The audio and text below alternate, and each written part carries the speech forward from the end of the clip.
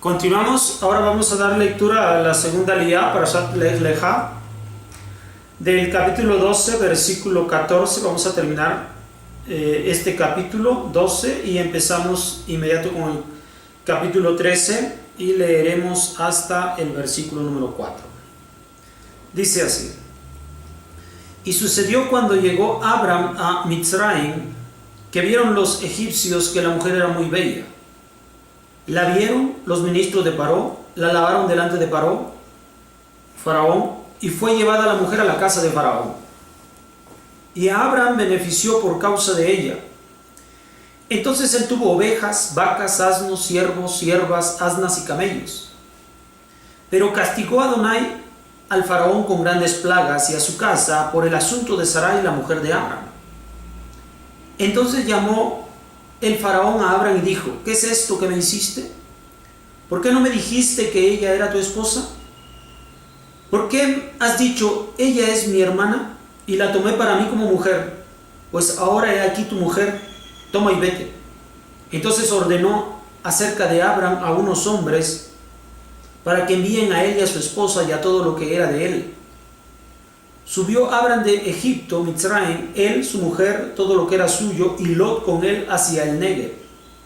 Abram era muy rico en ganado, plata y oro, y anduvo por las mismas partidas de la ida desde el Negev hasta Betel, hasta el lugar que estuvo allí su tienda al principio entre Betel y Hai,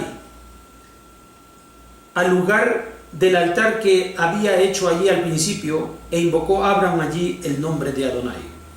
Bien. Esta segunda aliyá nos aclara perfectamente que esta estrategia, que a veces suele ser difícil de captar, cómo se puede falsear la información y obtener de ella un beneficio, y estemos hablando de la espiritualidad.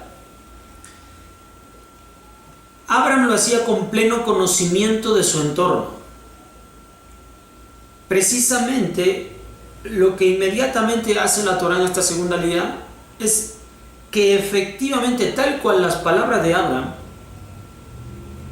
así fue la conducta de los egipcios con respecto de la mujer de Abram. Y efectivamente tan audaz era Abram en comprender su entorno y el comportamiento de los individuos, que adquirió también riquezas tal como lo había calculado. O sea, la percepción que tenía de cómo se conduce el entorno le favorece a Abram. Entonces, con esto es justificable la posición de Abram de acuerdo a los conceptos de la Torá. Sin embargo, viene una plaga en contra de Faraón. Pero esto mismo es parte de lo que le corresponde en las 7 bendiciones a Abram. Aquel que tenga una conducta mala contra Abram será maldecido.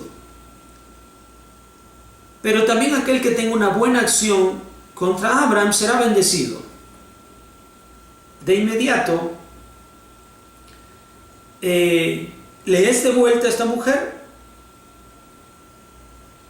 Abram va a resolver en bendición para el pueblo egipcio. Si fue maldecido a Abram en que Faraón había tomado a Sarai y llevada a la casa de Faraón, fue maldecida todo el palacio, todo el reino de Egipto. Entonces, esto es porque es una conducta mala, maliciosa. Pero esta bondad de hacer que Abram tome otra vez a su esposa, se lleve sus bienes, sea custodiado por la guardia de Faraón, pues esto es un acto de bondad. Por lo tanto, también serán retribuidos con bendición. y se cumple también esta parte en la que en Abraham serán benditas otros pueblos, en este caso los egipcios.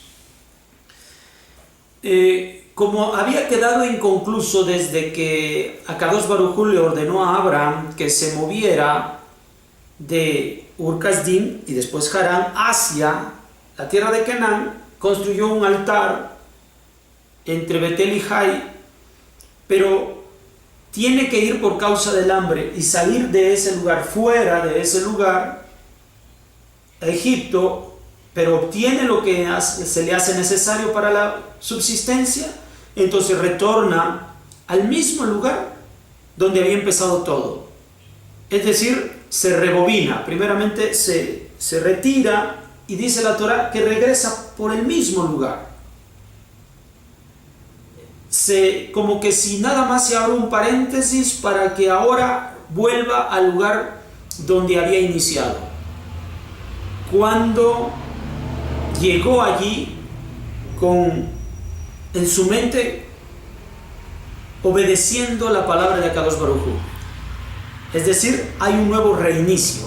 Habiendo superado esta situación, se ubica otra vez en el mismo lugar para retomar la misión que tenía, que desde ese lugar dejó pendiente.